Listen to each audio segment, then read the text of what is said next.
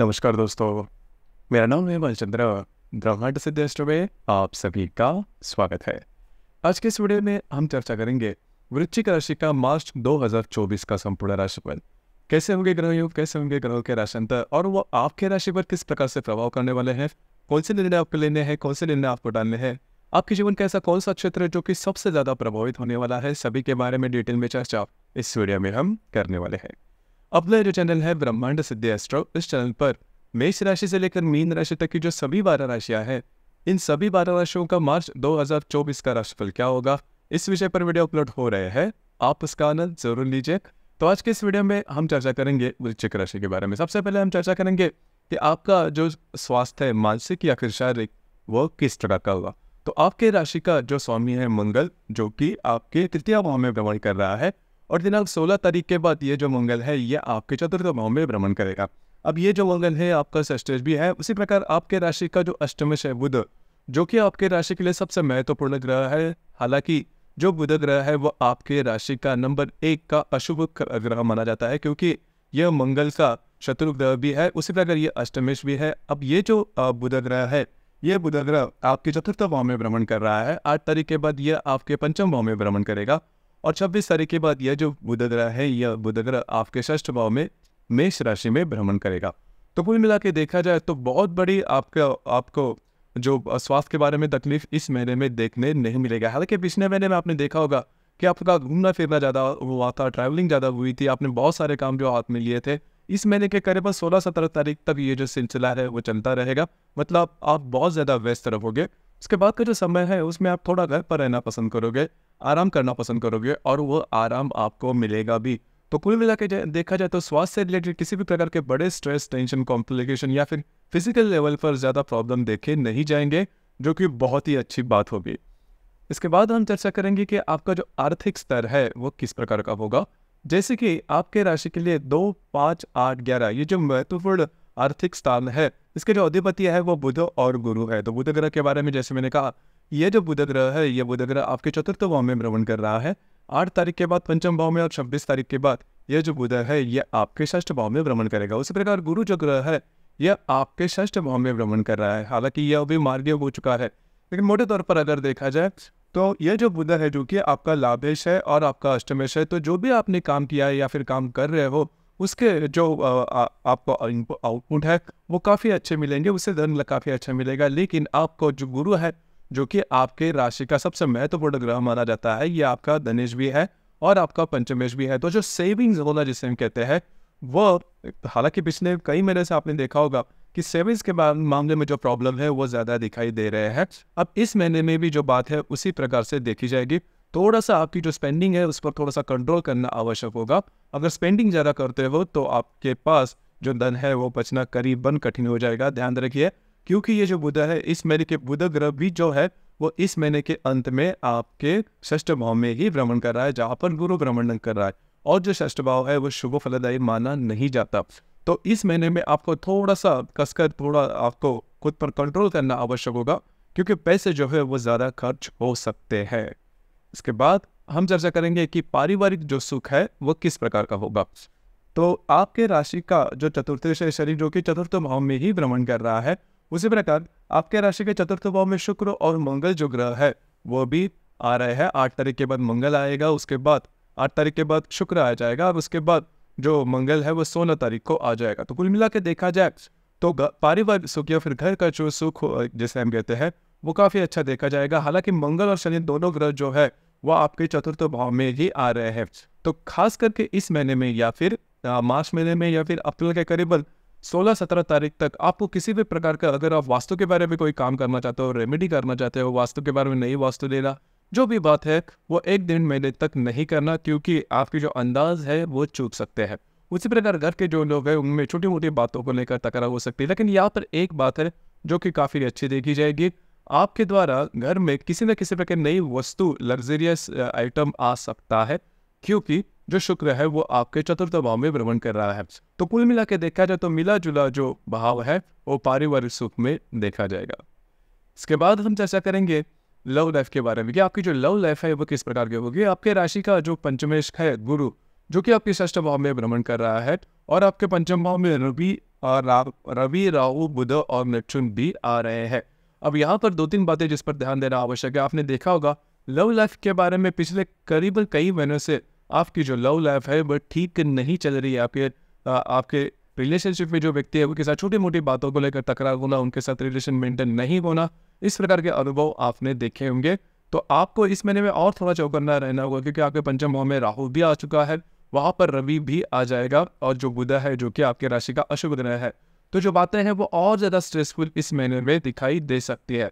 तो इन चीजों पर थोड़ा सा ध्यान देना आवश्यक है। उसी प्रकार अगर आप शेयर मार्केट में ट्रेड करते हो तो ध्यान रखिए आपकी जो ट्रेडिंग है वो सोच समझकर होनी चाहिए, क्योंकि आपकी जो अंदाज है वो चूक सकते हैं। जैसे मैंने इसके पहले भी कहा, जो आपका फाइनेंशियल स्टेटस है इसके बारे में थोड़ा सा आपको चौकन्ना रहना होगा। जो गर्भवती महिला है, मतलब वृश्चिक राशि की जो गर्भवती महिला है, उन्होंने भी खुद के स्वास्थ्य के बारे में ध्यान देना आवश्यक है। हालांकि पिछले 1-2 महीने की अगर तुलना करें तो जो स्वास्थ्य है वो आपका ठीक ठाक ही चलेगा। इसके बाद हम चर्चा करेंगे आपका जो वैवाहिक सुख है उसके बारे में। आपके लिए वैवाहिक सुख के लिए सबसे महत्वपूर्ण ग्रह होता है शुक्र, जो कि आपके राशि का बेश भी है, सप्तमेश भी है, जो आपके तृतीय भाव में भ्रमण कर रहा है। और 8 तारीख के बाद यह जो शुक्र है, यह शुक्र आपके चतुर्थ भाव में भ्रमण करेगा। अब यहाँ पर जो बात है, मतलब विवाह सुख के मामले में जो बातें हैं वो आपके लिए काफी ज्यादा स्मूथ देखी जाएगी। मतलब अभी तक हमने देखा कि स्वास्थ्य के बारे में या फिर पारिवारिक सुख या फिर जो फाइनेंशियल स्टेटस है इसके बारे में जो बातें हैं वो ठीक नहीं है। लेकिन अगर आप विवाहित है तो आपकी जो वैवाहिक जोड़ीदार है उनके साथ आपकी हार्मनी इस महीने में बहुत ही अच्छी देखी जाएगी।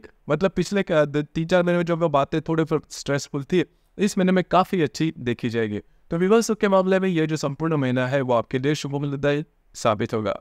उसी प्रकार जो भी आपका करियर है, करियर से रिलेटेड अगर देखा जाए तो आपके राशि का जो दशमेश है, जिसे हम कर्मेश भी कहते हैं, रवि, जो कि आपके पंचम चतुर्थ भाव में भ्रमण कर रहा है। दिनांक 15 तारीख के बाद ये जो रवि है ना, ये आपके पंचम भाव में भ्रमण करेगा, जो कि बहुत ही अच्छी बात होगी।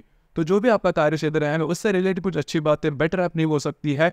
हालांकि जो मंगल आपके चतुर्थ भाव में भ्रमण करेगा वो सप्तम दृष्टि से आपके दशम भाव को देखेगा।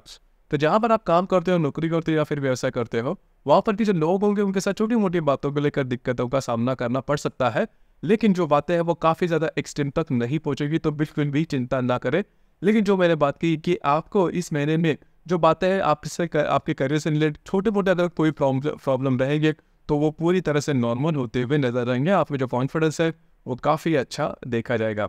तो मोटे तौर पर अगर देखा जाए तो आप यहाँ पर देख सकते हो कि कई जो ग्रह है ये आपके चतुर्थ भाव में आ रहे हैं। तो घर से रिलेटेड जो बातें हैं वो ज्यादा इस महीने में देखी जाएगी। उसी प्रकार आपके घर के जो बुजुर्ग व्यक्ति होंगे उनके स्वास्थ्य के बारे में आपको ध्यान देना होगा। ये बात काफी महत्वपूर्ण है, क्योंकि जो मंगल और शनि जो दोनों ग्रह है वो आपके चतुर्थ भाव में भ्रमण करने जा रहे हैं। तो घर की जो बात है वो थोड़ी ज्यादा हो सकती है। और आपकी जो राशि सिक्योरिटी राशि है, जल्दी से ओपन अप नहीं करते आप। जब भी आप ओपन अप करते हो तो बहुत ही ज्यादा रूडली आप पेश आते हो। आपकी जो भावनाएं होती है वो काफी ज्यादा हाई लेवल पर बोलती है। बस आपको इसी के ऊपर थोड़ा सा कंट्रोल करना होगा। अब हम चर्चा करेंगे ग्रह योग के बारे में, क्योंकि ग्रह योग जो है वो आपके राशि पर किस प्रकार से इफेक्ट कर सकते हैं। तो दिनांक 3 तारीख को शुक्र और हर्षल का केंद्र योग होने जा रहा है। हर्षल जो कि आपके षष्ठ भाव में भ्रमण कर रहा है, जो शुक्र आपके तृतीय भाव में भ्रमण करेगा, दोनों का केंद्र योग होने जा रहा है। अब यहाँ पर अगर आप विवाहित है तो आपकी जो वैवाहिक जोड़ीदार है उनके स्वास्थ्य के बारे में थोड़ा ध्यान देना आवश्यक होगा। उसी प्रकार आपकी जो सिबलिंग रहेंगे, आपकी जो भाई बहन होंगे वो रहेंगे, उनके साथ भी छोटी मोटी बातों को लेकर तकरार हो सकती है, थोड़ा सा कंट्रोल कीजिए। इसी प्रकार दिनांक 8 तारीख को नेपच्यून और बुध की युति होने जा रही है आपके पंचम भाव में। नेपच्यून जो कि आपके पंचम भाव में भ्रमण कर रहा है, उसके साथ जो बुध है दोनों की युति होने जा रही है। अब ये जो बुध है ये आपके राशि के, जैसे मैंने कहा कि नंबर 1 का अशुभ ग्रह है। तो अगर आप किसी के रिलेशनशिप में है तो वहां पर मिसअंडरस्टैंडिंग होने की संभावना काफी ज्यादा बनेगी, थोड़ा सा ध्यान रखिए। उसी प्रकार दिनांक 9 तारीख को मंगल और हर्षल का केंद्र योग भी होने जा रहा है। मंगल जो कि आपके तृतीय भाव में भ्रमण कर रहा है, जो हर्षल आपके षष्ठ भाव में भ्रमण करेगा, दोनों का केंद्र योग होने जा रहा है। स्वास्थ्य की समस्याएं इन दिनों में थोड़ी ज्यादा आ सकती है। स्वास्थ्य से रिलेटेड जो प्रॉब्लम है वो इन दिनों में ज्यादा आ सकते हैं। उसी प्रकार किसी भी प्रकार के महत्वपूर्ण डॉक्यूमेंटेशन से रिलेटेड जो भी काम है उसमें थोड़ा सा चौकन्ना रहना होगा। दिनांक 17 तारीख को नेपच्यून और रवि की युति होने जा रही है आपके पंचम भाव में। अब यहाँ पर नेपच्यून और रवि की जो युति है वो आपके लिए शुभफलदायी साबित होगी। खास करके कुछ नई बातें, जो भी आपका कार्य क्षेत्र है उससे रिलेटेड कुछ नई बातें सामने आ सकती है।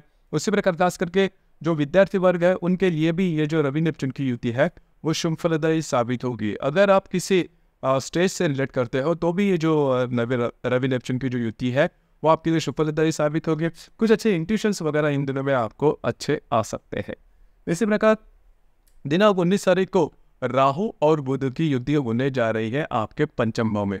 अब ये जो युति है काफ़ी महत्वपूर्ण साबित होगी, खास करके रिलेशनशिप के मामले में। उसी प्रकार अगर आप शेयर मार्केट में ट्रेड करते हो तो राहु बुध की जो युति है आपके लिए अशुभ फलदायी साबित होगी। मतलब जब भी आप कोई काम करोगे पहली दफ़ा तो आपको लगेगा जो काम आप करोगे किसी भी क्षेत्र से रिलेटेड क्यों ना हो तो आपको लगेगा कि सक्सेस आपको काफ़ी अच्छा मिलेगा। लेकिन जब भी वो काम करने के बाद आपको समझ में आ जाएगा जो आपने अनुमान लगाया था वो कितना चूक था या फिर इसमें कितनी बड़ी भूल थी, तो थोड़ा सा चौकन्ना रहना आवश्यक होगा। राहु बुध की जो युति है आपके पंचम भाव में होने जा रही है वो आपके लिए अशुभ फलदायी साबित होगी। खास करके जो गर्भवती महिला है उन्होंने भी खुद के स्वास्थ्य के बारे में ध्यान देना आवश्यक होगा। उसी प्रकार दिनांक 21 तारीख को शनि और शुक्र की युति भी होने जा रही है।